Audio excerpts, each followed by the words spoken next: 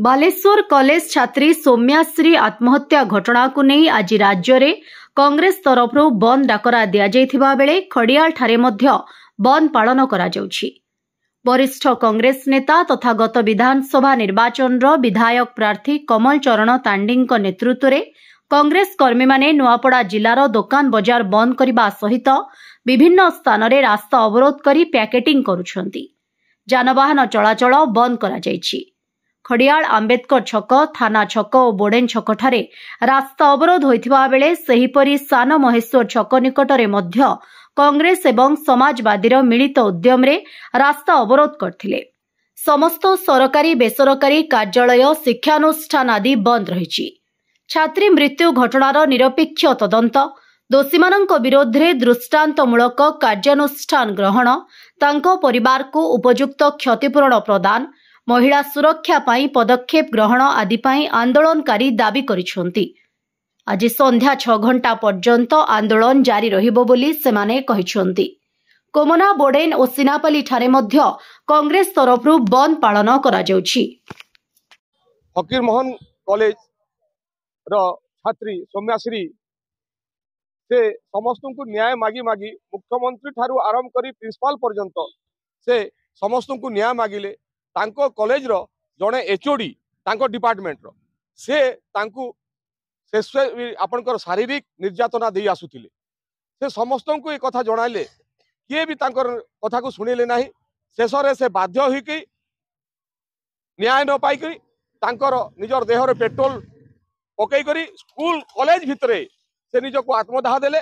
2 दिन परे से निजर जीवन सहित संग्राम करी तांकर मृत्युवरण हो गला। एक कथा को नहीं करी आमर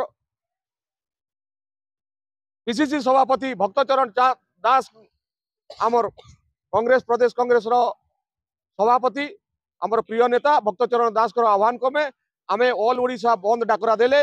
आमे खड़ियाल रो समस्त कांग्रेस कर्मी, खड़ियाल निर्वाचन मंडल प्रत्येक छात्र कांग्रेस, युवा कांग्रेस एवं कांग्रेस रो समस्त कर्मी आज राजरास्ता उतरी करी आज से आमर भौणी सौम्याश्री आज न्याय मागुछु। आम दाबी है जे मुख्यमंत्री इस्तीफा दियंतु, शिक्षा मंत्री इस्तीफा दियंतु एवं आमर भौणी जो सौम्याश्री प्रति जो अन्याय है तार तार न्याय दियंतु। सेति आज आम राजरास्ता उतरीचु। जे पर्यंत आमर भौणी सौम्याश्री को न्याय न मिलची आमे राजरास्ता संग्राम करिमु। और यही सरकार जिते बेले आपण माने जानिथिबे ए बीजेपी गवर्नमेंट जिते बेले सरकार रे नथिला सेते बेले सरकार को आसीबा पई बेटी बचाओ बेटी पढ़ाओ बोली करी नारा देथिला। आउ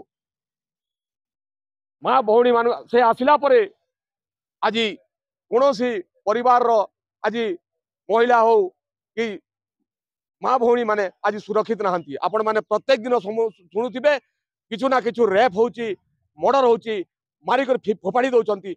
ए सब हेबो बेले आगामी दिन रे आमर आमे माने किपरि आमर मां भौणी माने आमर भौणी मान को किपरि कॉलेज रे छाड़िबो आ किपरि हमको न्याय मिलिबो।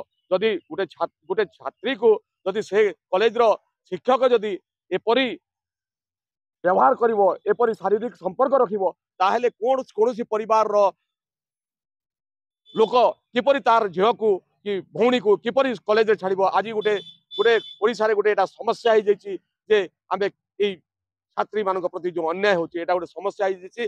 समस्त डरी जाइछंती। तांकर सौम्याश्री न्याय मागिबा पई आमे संग्राम रे उतरीछु। आ जे पर्यंत न्याय न मिलिबा आमे संग्राम आमे जारी रखिथिबु। माननीय प्रदेश कांग्रेस कमिटी रो सभापति श्री भक्तचरण दास जी आह्वान क्रमे आज ओडिशा बंद डाकरा दिया जाइथिला। एवं आपण देखि पारुथिबे खड़ियाल निर्वाचन मंडली रो 3टी block Sinapali block, Boden block एवं खड़ियाल ब्लॉक संपूर्ण भाव में बंद रही।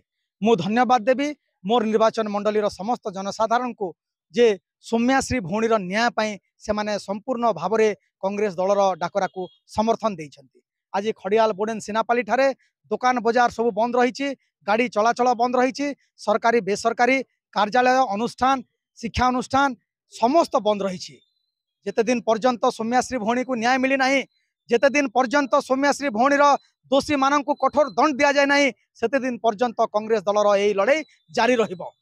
आमे दाबी करूछु जो सौम्याश्री भौणी जो मानू न्याय मागी सेठाकर सांसद सेठाकर विधायक पुलिस प्रशासन स्वास्थ्य शिक्षा मंत्री मुख्यमंत्री समस्त को से न्याय भिक्षा कला किंतु कहीं मध्य ताकू न्याय देले नहीं एवं ताकू अनुष्ठानिक भाव में हत्या कले से हत्या प्रतिवाद रे आज रे बंद डाकरा संपूर्ण भाव में सफल होती एवं जो दिन पर्यंत सौम्याश्री भौणी को न्याय मिली नहीं सेते दिन पर्यंत ये लड़ाईटा जारी रहिबो।